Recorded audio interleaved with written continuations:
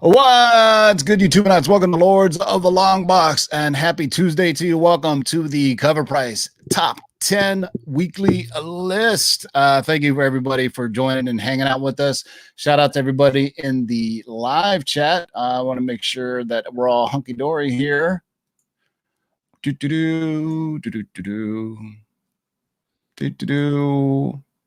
Still waiting for it to start. Why hasn't it started in YouTube? Started. Oh, well, there you go. In that case, that was my fault. But thanks for hanging out with us. And you know how we like to start things off. Bust it. Shake and bake and pull it back. Oh my God. Hold on and get some, boys.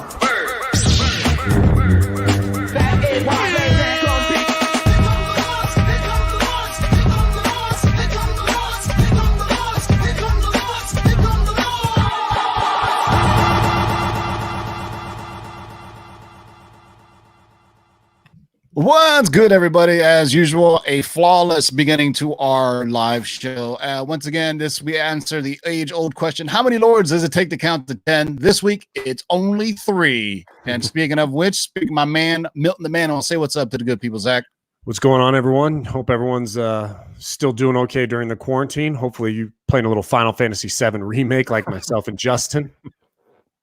Speaking of Justin, my man Nemesis Prime, say what's up, Justin. Oh man, what's going on, everybody? It's great. It's a Tuesday night. Hope everyone's loving these quarantine Is it times. though? Is it really Tuesday? Why even? I don't name even them know, at this man. point? That's true. It's day, and day. Before I used to get home and I'm like, yeah, man, it's fucking weekend. The fuck, man, what am I gonna do? It's just like to the point where I'm watching ESPN to see what reruns they're showing, and being that I am a Warriors fan, of course, they show Game 7 when LeBron beat the Warriors. Being I'm an A's fan, they're showing right now the Kirk Gibson homer against the Dodgers versus the A's. Well, that's history. All your teams. There you go. No. Warriors are kicking ass. Lately, the Redskins haven't won in a while, though. So A's 1990, 89. So, hey, I know some people who have suffered a lot longer. So, Bro, you're looking at one of them. Every dog has his day. Kansas City had a rough couple decades. So, well, see, I always remember like the Derek Thomas, Kansas City Chiefs, Christian Okoye, and those guys. I was like, man, what are you talking about? They've been, and I was like, wait. And then here's how old I am. I remember the Steve DeBerg days of Kansas City Chiefs. I remember fucking Montana was very underrated when he went to KC. He took them to the AFC Championship game, I believe. Didn't he, Joe Montana? You know what? I'm going to start a little controversy in the live chat. Joe Montana is the GOAT of all time. Not Brady, Montana. Can you imagine Brady playing in the era that Montana did when Montana would get a concussion and still playing the damn game? No. It's definitely those are the two best, but it's hard to say with the eras. Yeah, I don't know. Montana, man. You remember when he played against the Giants and Jim Burt just knocked him the fuck out? I mean, yeah, he was knocked out. With less pads, that's for sure. You would get arrested if you hit Tom Brady like that in the game today. I'm just saying. I'm not even a Niner fan, but I just think Joe Montana is the GOAT. I mean, because of what he did, and all the time. I mean, it was a much different game back then. Jerry Rice is the GOAT because back then you could pretty much do whatever you wanted to a wide receiver coming out. You know what I mean? Hit him, do whatever. Now it's soft. But anyway, thank you for everybody joining us. This is our CovrPrice Top 10, where you look back at the top 10 silent comic books of last week. This is not based on our opinion. This is truly based on numbers, based off of our friends at CovrPrice.com, and they compile this data from a lot of different points: eBay, My Comic Shop, Go Comic Connect, Comic Link, eBay auctions. So typically these are the newer books. And speaking of which, I'm going to get our friends from CovrPrice on the show next week. So next Wednesday, you're going to come on, and if you got any questions, they would do a nice little Q&A. They'll talk about some stuff they have upcoming, some price changes. They've been listening to your feedback, and believe it or not, they're going to have a new pricing structure for it that's going to be more affordable, but I'll let them talk about that. So next Wednesday, look out for that. This Friday, I'm going to have Ken Lashley on the show. We're going to just hang out, talk comic books. And while he's on the show, he's going to be doing a live sketch. And we're going to give it away to somebody in the live chat. So make sure you check us out Friday from a man, Ken Lashley, going to hang out, just talk some comic books. Next week, probably Wednesday or Tuesday or Thursday, one of those days, Our man, the Word Burglar, is back. The best geek rapper in the YouTube community or any community. Our friend, one of the dopest. He's going to be on. He's going to talk about it. He's got a new comic book that's coming out, and he had a new album that's coming out, some new releases. So we're going to have the Word Burglar back on. He's a very, very cool cat. So let's get right to it, boys and girls. We got about 40, 50 of you watching. I would talk about our sponsors, but go check out KRS Comics, man. KRS Comics is in conjunction with CovrPrice. They were giving away some of their books.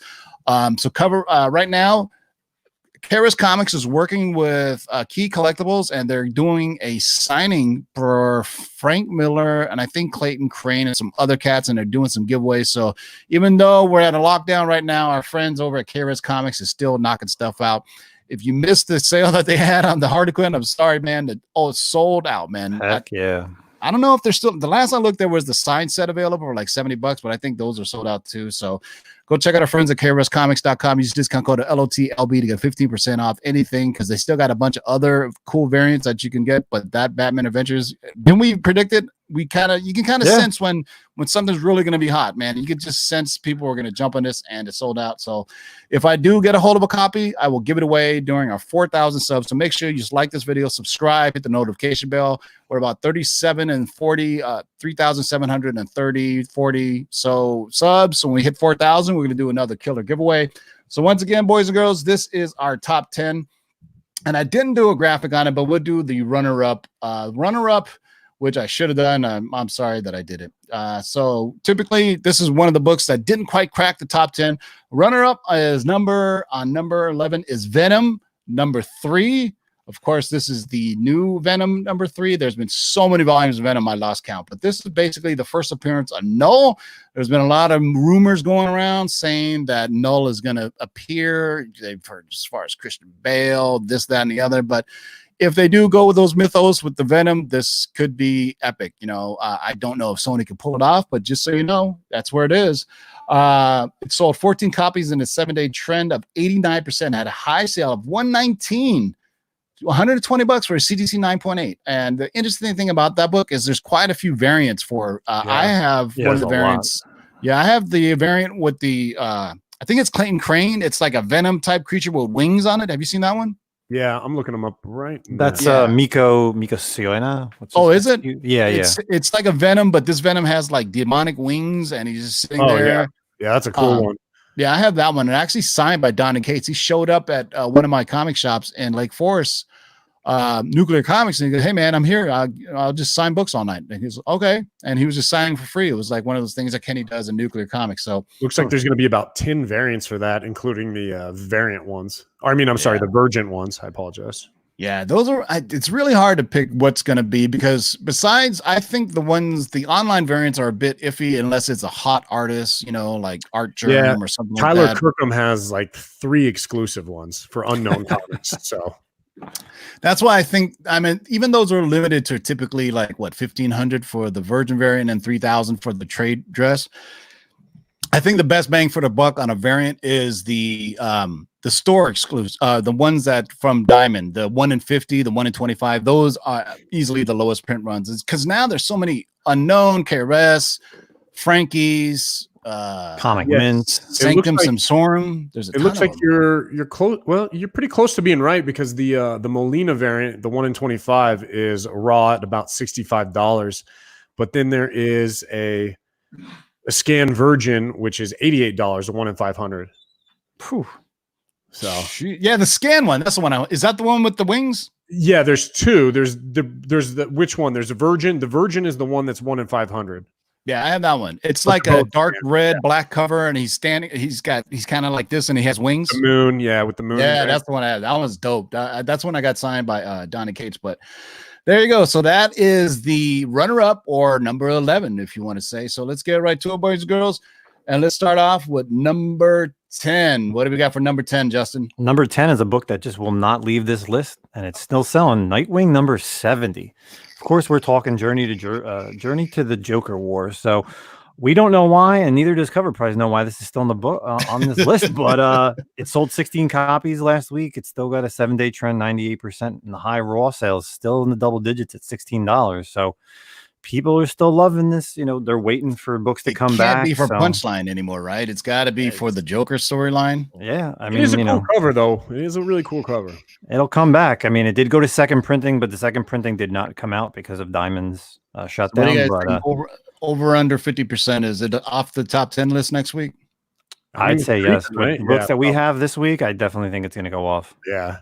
And you know what? I think a lot, since we're in a visual medium, I think really a lot of this is photographic muscle memory. You see a cover and you see a lot of people talking about it or buying it or online or wherever, and then you assume, you just say, you know what, I should get this because I see a lot of people posting it. I think a lot of this is, especially in our medium where it's a lot about just the cover itself. You see it, and then in the back of your mind, you go, I don't know what that is, but I'm pretty sure it's a key. And then you just buy it anyway. You know what I mean? So, all right. Number 9 on the list is a new entry to this week. What do we got for number 9, Zach? So number 9 is interesting. We've got Exo Manowar number 1. So this is the original run from Valiant in 1992. Apparently John Cena recently tweeted some images of Exo with no blurb or context, which may be giving hope that there could be more movies. But, you know, Bloodshot obviously took a big hit with the coronavirus situation, and Sony selling Harbinger doesn't make the whole Valiant situation in the movies look good. I kind of have a belief, too, here that this book might have picked up a little steam because the new series of Exo Manowar just came out on our last new comic book day. So maybe people enjoyed that run and have some downtime and are like, hey, well, let me go look back, dig in the long boxes, try to find some old ones. And to be honest with you, there's a lot of these books out there. So this sold 17 copies, had a 7-day trend of 136% increase, and at a high sale of $203 for CGC 9.8. I'd like to make a special announcement. Discovery Bay Comics, you have been knighted. You now have a rent, sir, because Discovery Bay has always been supporting the channel. So type in your name, Discovery Bay, and you'll see that you now have a rent. So congratulations, you have been knighted. You know what? I think Exo Manowar will make a great movie. You know why? Because people still want their Iron Man fix, and you know you can just come out and say basically this is just another version of Iron Man if they do it correctly. You know what I mean? He's a space Iron Man / Viking kind of character, but well, now he is. In the past, he wasn't this weird kind of savage thing. I mean, there's some, and the thing about Exo Manowar, they've always gotten some really, really good art. Not like this original Valiant, but like throughout the last 5-10 years, they've had some kick-ass artists drawing Exo Manowar. I think, isn't it Bob Layton the co-creator of Exo Manowar? Bob Layton, who did Iron Man as well. So anyway, I'm not sure. But John Cena, I don't know, man, a little short. John Cena kind of annoys me, man. I don't know. He's such a meathead, dude. I don't know if he's got that. Like, he was in the last movie. Was it Hobbs? Which one was it? He's gonna be in the next Fast and the Furious. Oh, they haven't shown it yet. There's so many of them. It was a trailer. I thought it came out already. I was like, all right, man. So Hobbs and Shaw was the last one to come out. All right. So next up on the list is number 8. What do we got for number 8? Well, this is a book that I think the Lords of the Long Box are going to take credit for, Uncanny X-Men 266, because we did do a whole spec list of Gambit stuff. So Uncanny X-Men 266, his first appearance of Gambit. Of course, this book has been moving a little bit with, again, the continued rumors for the Raging Cajun on his own Disney Plus series. So, nothing's yet confirmed. But again, I think us Lords, we want to say, thank you for getting this book on the top 10. But has sold 17 copies in the past week with an uptrend of 113% and a high CGC 9.8 sale of $359. So Gambit's still pushing. Really good to see him on the list. You know what? I think it's time. I mean, Gambit is one of those weird characters where people really have a cult following for Gambit. I mean, I don't know if I'm the only one that thinks that, but no, it's from the cartoon, the 90s cartoon, because you think it's from the cartoon. Yeah. I think I keep on forgetting that there's a whole generation of people that only know X-Men from the animated series, not from, you know what I mean? And I mean, that's a good thing. Here's the video I just posted in the live chat of our Gambit long-term spec list that we did over a month ago. So you go in there and you could check out all the interesting characters that were in there, and you can have fun with the video and watch Otto try to pronounce Cajun words. It's pretty fun. So go have fun with that. All right. Number 7 on the list, I do believe, is a new entry this week. Yeah, so this is kind of a theme we're going to see throughout this top 10 this week, but Spider-Man Unlimited number 1. This also has to do with a little bit of the Venom 2 talk going on. We all know Carnage is going to show up. There's been a lot of talk about Scream making appearance.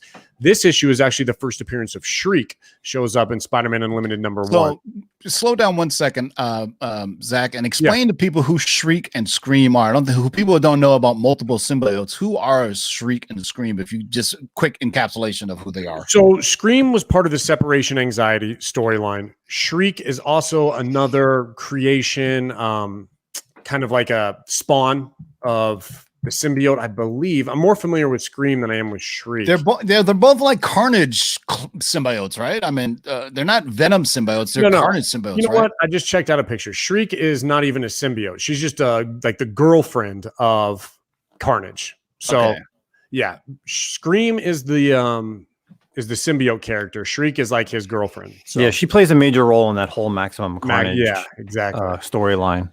And I would get those two a little mixed up as well. Here's where this is something that we scooped, I want to say 4 or 5 months ago, that long-term plans were for Sony and Marvel that they were going to do Maximum Carnage by Venom 3. So this is that list where I think this is some of those people who are in that secret cabal of collectors who know about some of this information. Maybe they watch the Lords, and this is part of the Maximum Carnage storyline. So I mean, I think this is why people are picking it. And there's a lot of stuff, because the Venom trailer, the Venom 2 trailer, is supposed to drop anytime soon. Some people said today. With a character like Carnage, you need a supporting the days have gone by where we just settle for characters in our comic book movies that are one-dimensional. You know what I mean? Even our villains, we need a little bit more depth to them. I mean, look at Thanos, very huge villain with a lot of depth. And a character like Carnage, who's insane. I mean, come on, man, you got to give him something. So a character like Shriek, having him around is good for the story. Yeah, because obviously Venom is going to be the hero and Carnage is going to be, the villain, or else why would they get Woody Harrelson walking around that crazy ass? We should do a spec list on that damn shirt and how much it sells for now. People, when they saw him walking around that shirt, people go, I found one. And they're like posting it online. I was like, all right, we also just do a show one day when all of us wear that god-awful red flamed Hawaiian shirt, whatever it is. At least they got rid of that god-awful wig he was wearing at the end of Venom. Oh, jeez. Ever since Woody stopped smoking weed, he ain't been the same ever since, man. Anyway. Number 6 on the list is one book that's still holding on in the top 10. What is it, Justin? Year of the Villain, Arisen, number 3. It is at number 6, but it has taken quite a drop. I mean, this was in the top 5 and top 3 the past couple of weeks, but then with the interim, of course, which is the better book to have, Arisen 3 or Batman 89? Copies have sold 19 books last week with a 7-day trend of 111%. High sale is still around $130 for a 9.8 CGC. So it has dropped off a little bit as far as getting that CGC 9.8. But I think that's maybe because this flooded the market right after the book came out, with people grading this book up. Yeah. So now that we hit the halfway point, I just want to tell you guys that if you missed the beginning of the show, I'm going to have the guys from CovrPrice come on the show next week. We're going to do an interview and a Q&A session. They're going to talk about some of the new features and pricing points that they have coming up for CovrPrice.com. Obviously, we're also giving away 4 6-month free subscriptions once we hit 4,000 subs. So look forward to that. And if you have any questions, either leave them in the live chat, but more, if you can, leave it once the video posts so I can see it. But one of the moderators, if you guys see questions, if you could just copy and paste it and send it to me after the show for any good questions. If you have any questions on CovrPrice, on things or features you want to see, how they compile their data, or some general questions we're going to ask them about their backgrounds, where they came from, how they're doing this, and stuff like that. So that's going to be next week. So just in case you have any questions about CovrPrice and how they're doing things, anytime I do these type of things, I like to get the actual guys on here so they can talk about their product or their show or their comic or whatever. So next week we're going to have the guys from CovrPrice in here so they can talk about how they compile this data, how it came about, and all that good stuff, and some stuff they got coming down the line, which I think is pretty exciting. So what's up for number 5? So number 5 is going to be right after kind of what Justin hinted at. They flip-flopped. Interesting. Yep, we got Batman 89. So this is the cameo appearance of Punchline, the first book that came out to have Punchline show up. These 2 books are probably going to stick around for a while. I mean, we've seen them be at the end of the pack, the beginning of the pack, and now they're kind of sitting steady right there in the 5-6 middle of the pack zone. So this book sold 19 copies, had a 7-day trend of 91%, had a high sale of $160 for a CGC 9.8. So like Justin said, I mean, only time is really going to tell which one of these books creeps ahead in the long run. And and unfortunately, with the shutdown and what happened with Diamond, I mean, that I really think it affected the sales on this, because if new books were coming out and building up the Punchline stuff, I think this really, who knows how long it would stay. I mean, remember, we on our DC long-term spec list, Punchline is being reserved by Warner Brothers to be used not on CW or HBO. They're being used, but they want to use Punchline for the movies. So I can see this as potentially a DC villain in Batman, Batman 2 or 3, because Reeves is going to do at least 3 of these Batman films. So why not use Punchline as a villain right now while the character is hot? But unfortunately, we'll see how this book goes once sales. Because I remember we kept on bringing up that Joker anniversary issue where they were actually going to talk about the origin of Punchline. I really think that book would have affected the back issue market on this book once they found out who it was, and hopefully it's not a character that is new or old, what I mean? They just rebadged them, that would be awful. And I think hopefully they learned their lesson from that. So hopefully we shall see. But really bad timing for DC's part that this book was so hot. They were riding momentum, and then boom, Diamond had to shut down and everything. And so we shall see, man. And once things go back to normal and that Joker issue comes out, we'll see if this thing pops back up on the top 10 list, however long that's going to take. All right. So next up on the list is number 4. Number 4, we actually got another Spider-Man book this week. So Amazing Spider-Man number 365. Of course, this is the first appearance of Spider-Man 2099 because of the little preview that they show at the end of the book. Has 20 copies sold in the past week with the 7-day uptrend of 107% and a high sale of $120 for a CGC 9.8. And I'll tell you, if this book is around the $100 for a 9.8, I would say go out and buy it, because this is a tough book to get in a 9.8 because it's a very thick, oversized book, but it's not a square bound book. That's what she said. That's what she said. Yes. But and he does show up at the end of this Edges the Spider-Verse movie, so that is kind of maybe my idea of why this is kind of picking up, because they are always talking about the Spider characters showing up in the next movie. So that everybody should have in their collection. I would argue that you should have there are 4 or 5 of them, because they did it for every Spider-Man issue that was out for that time with the anniversary issue. So Spectacular Spider-Man, Amazing Spider-Man, Spider-Man, and Web of Spider-Man. Yeah. So I mean, it's a great. Yeah. Go ahead. No, you go ahead, man. Finish your. No, I was just gonna say, shout out to our boy Otto. It's a great way of linear collecting. Go out and get each hologram for it. You know what I mean? These were so cool growing up. These holograms, like these, the Fatal Attraction stuff, and the X-Men. But now, man, when you look back at them, they're so dog shit. Like, it's just horrible. And like someone in the chat said that, JLS said the edges of the hologram get blunted very easily. Yeah. But you know what? I like these kind of gimmicky things. Do it now. You know what I mean? Bring back the die cut, the hologram shit. Make a pop-up book for all I care. Shit. I just whenever you see something like, imagine a pop-up comic book. That would be dope, man. Anyway. Yeah. All right. Next up on the list is, I'm personally happy to see this on here, and I think it's awesome. Yeah, this is a good one. We got Wolverine number 1. So, there's always talk. You're talking about the MCU, who's coming. When you talk about Marvel Mutants, you're always talking about Wolverine. When's he going to hit the MCU? So, obviously, the key Wolverine issues, 181, maybe even GSX 1, those are all a little outpriced these days. So, people are falling back to books like the Frank Miller Wolverine number 1. And what we're now seeing is the miniseries. Wolverine's ongoing first. So, this is a crazy book. This is a book that you honestly can get for $20 at most shops for the past 4 decades. The raw copy for this is a raw average sale, something like $25. I just saw $25.76.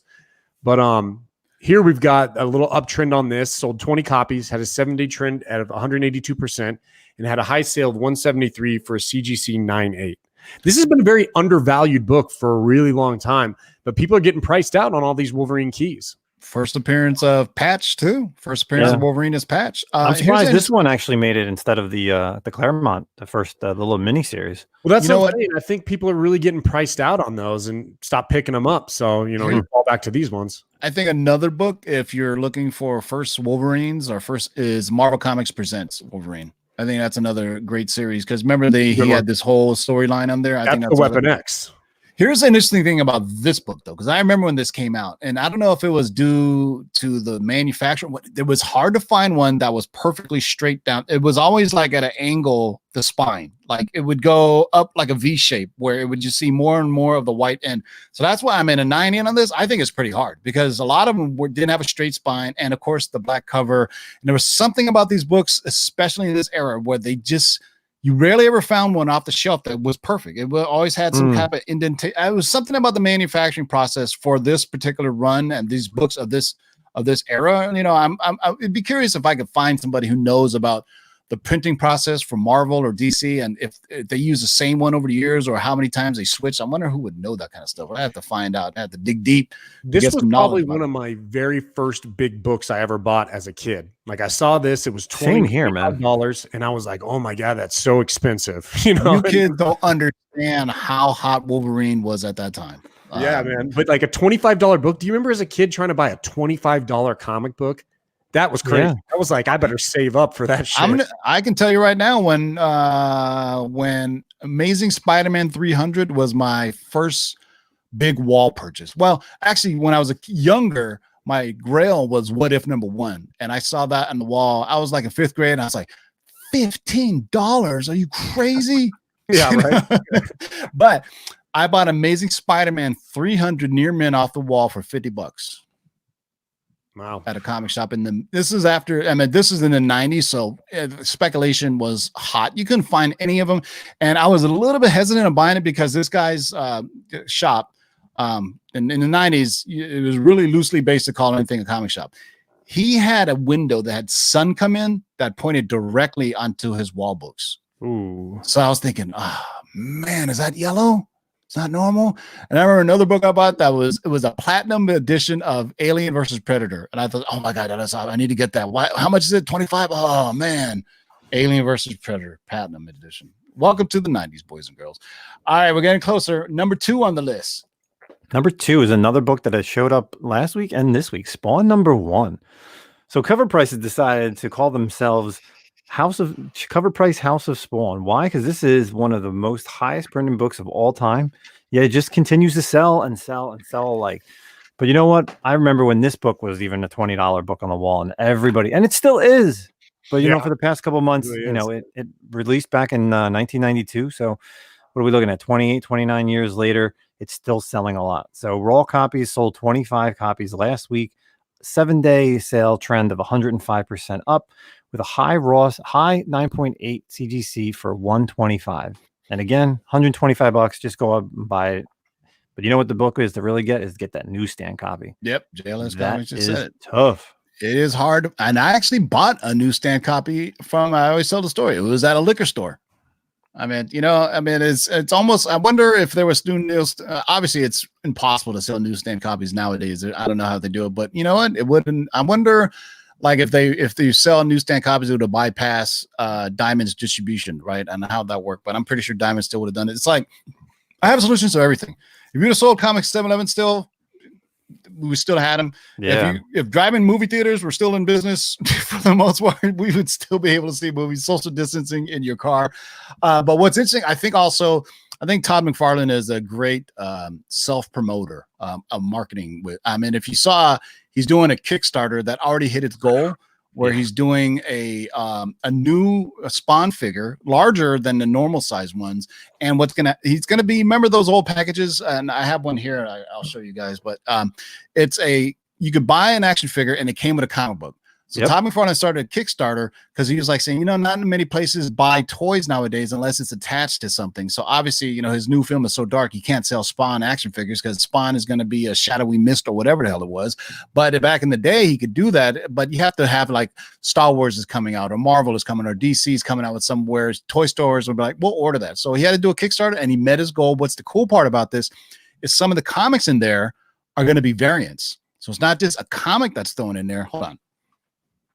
Let me go find it for us. No, I have it on my shelf.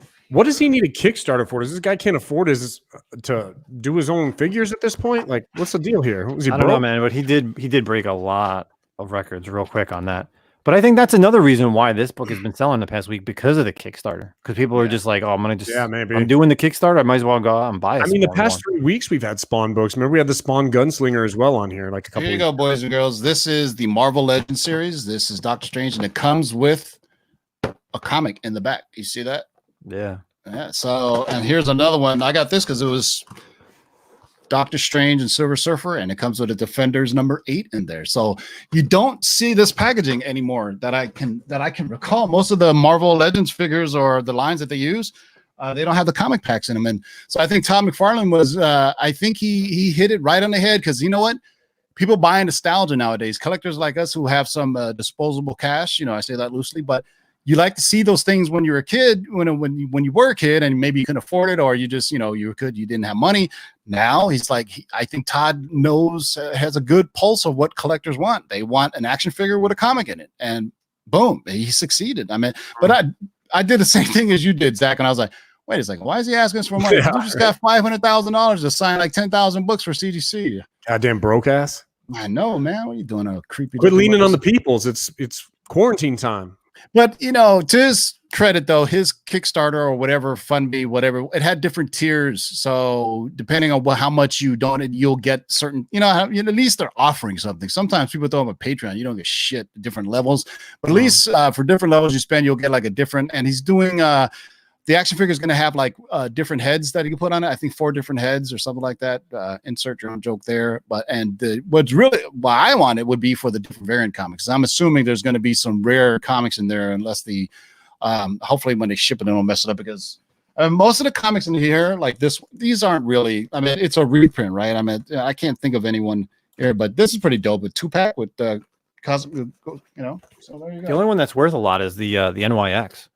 Because it comes with NYX3. Really?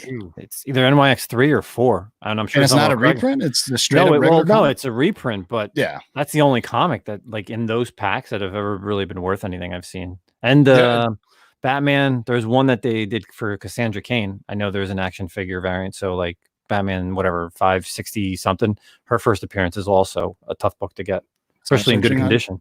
Start searching on eBay now, boys and girls. Yep. Speaking of searching on eBay now, the #1 list. Drum roll, please. So number one, you can kind of see coming. We've had a little bit of a theme going on with this top 10 this week. We've got Spider-Man 2099. So this is going to be Spider-Man 2099, his first ongoing. He was at #4 spot a couple weeks ago with a CGC at 9.8 at $60 a couple weeks. So this week it sold 27 copies, had a 7-day trend of 96%, and had a high sale of $80 for a 9.8. So up $20 there. Also moving a little bit closer to the highest sale of 126 for a 9.8 back in December 2018, when Into the Spider-Verse came out and he appeared in the end credit scene.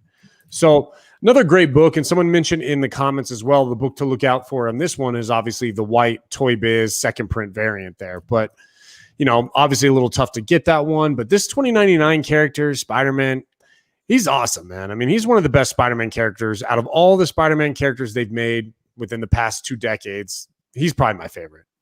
And this really ties in directly with Amazing Spider-Man 365. I mean, because that's supposedly like a appearance or, but this is what we like to call the market has decided. This is the first appearance of Spider-Man 2099, not the other one, but once you get that one, people want to get both, you know what I mean? And I think people are just really thinking, or whoever at Sony, there are people who know what's coming. They're like, let's buy this up, because it was already a tease at the end Into the Spider-Verse with Spider-Man 2099. So I mean, put it this way, man. And, Sony is going to continue to make things, and Marvel's going to work with them unless they can buy them, but they're still going to do things. So Sony still has to operate like they're independent. And so there's so many Spider-Man stories you can tell until you start using different iterations. I would love to see a Spider-Man Noir series, because I think Nicolas Cage was freaking hilarious in Into the Spider-Verse. That was awesome. Yeah. I mean, I think they were totally right in doing the Into the Spider. And I'll be honest, man, I talked a lot of shit on Into the Spider-Verse before it came out. Like, I was like, this looks stupid. This is dumb. I wasn't into it. And then I saw it, and man, it was great. And honestly, that's the place where you can bring out all these different iterations of Spider-Man, not live action. We don't need live action Miles Morales. We don't need live action 2099. We only want the Peter Parker live action. Keep the rest on the animated, in my opinion. Yeah, man, the movie is great. The soundtrack is great. I mean, I think the animation hands down is better, the best of any superhero related animated whatever released to home and the theaters. I mean, the animation was just, it was mind blowing. I saw it regular, like 2D, and then I was like, I have to see this in 3D. And when I saw it in 3D, I was blown away by Into the Spider-Verse in 3D. It was incredible. I bought it on 4K Blu-ray, even though I don't have a 4K Blu-ray player, because I'm like, one day I'm gonna get one. Because now I have to replace all my DVDs, all my Blu-rays, all up to 4K, and it's like, never again. I played that game back in the day with the DVDs, and never again, man. You mean when I had Laserdisc and I like, I gotta buy VHS now? Oh, yeah, right. Man. But Laserdiscs are collectible though, because that's where you can find the original trilogy, the uncut versions on Laserdisc. Yeah, somebody used to have Empire Strikes Back, and he was like, he would not sell it to me. He's like, nope, I'm keeping it. I was like, damn it. I said, you don't even have a Laserdisc player. I had like a Pioneer Elite Laserdisc player that was like high end, but back in the day, it was like this giant thing, and it was basically people only use Laserdisc for karaoke, right? But it also played CDs, and because it would fit in like the middle of this giant platter. And I don't know if anybody knows the Pioneer Elite series. That was like the top of the line for electronics, like in the mid 90s, right? Pioneer Elite TVs and all the accoutrement. But so that's it, boys and girls. Hope you guys enjoyed. 105 of you watching. Thank you very much. If you guys have any questions for the fine folks at CovrPrice who brought us this top 10 list, please leave it in once the video posts, or hit me up on Instagram or on Facebook, on Twitter. And we'll try to cover it. Hey, shout out to Orgo. Thank you for the $10 super chat. Hey, have you guys considered doing affiliates program with eBay? Your show is driving business to their site for free. We don't do this for the money, man. I mean, we don't have a shop or sell. But speaking of which, that reminds me, this Saturday, man, I'll be helping out my buddy Mike, the Big To Do.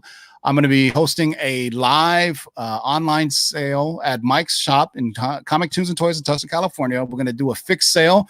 I'm going to be there at the shop Saturday at 2 p.m. Pacific. We'll probably go for an hour, maybe two. We're just going to do like the other sales that you see on Instagram and Facebook. We're going to put up 6-7 books, put a letter to it. Whoever claims the first, it's yours. So I spoke to Mike, get more details. I'm going to go out there probably Thursday, do some testing, make sure how we're going to set everything up. It's going to be friends and family. It's not friends and family, because it's a business. So you just send goods and services, and it's just to the US. Sorry for our Canadian friends, but he just can't do the shipping to Canada right now, because if you tried walking into a post office recently, the lines are huge. I was just there today. It was horrible. Yeah, 6 feet in between each person. I mean, my post office was already packed as it is, and probably people were mailing stuff because they're going to probably be out of business in May. So unless they get some help, I mean, support your post offices. Where else can you mail a letter for like 50 cents? That's ridiculous. To be honest with you, I saw it was put out here that the post office is hiring so a lot of people who are looking for part-time jobs right now when they can't work with their own job, the post office is hiring a ton of part-time people right now. Yeah. Unfortunately, they didn't get any of the stimulus money. What's interesting is, if you don't know, the U.S. Post Office is actually part of our Constitution. It's not federally federally owned, but it has federal protections because, rain, sleet, or hail. I mean, you gotta have the fucking mail, right? I mean, the post office has been around since the founding of this country. So it's kind of crazy that they're basically, I think the government is saying, hey, USPS, change your ways to adapt or charge Amazon for more.